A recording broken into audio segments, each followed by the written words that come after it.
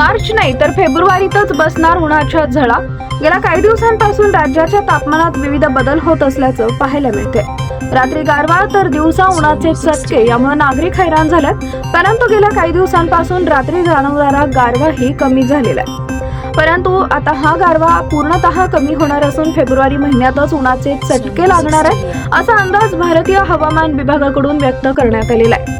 February महिन्यात संपूर्ण भारतभर उन्हाच्या झळा जाणवणार असून किमान व कमाल तापमान सरासरीहून अधिक राहणार आहे असंही हवामान विभागाकडून सांगण्यात आलंय। त्यामुळे नागरिकांना यंदाच्या वर्षी महिनाभर आधीपासूनच गरमी सहन करावी लागणार आहे। भारतीय हवामान विभागाने दिलेल्या अहवालानुसार देशभरात फेब्रुवारी महिन्यापासून किमान आणि कमाल तापमान सरासरीहून अधिक राहणार आहे। मुंबई किनारपट्टी व उत्तर व मध्य महाराष्ट्रात उन्हाचा चटका वाढणार आहे।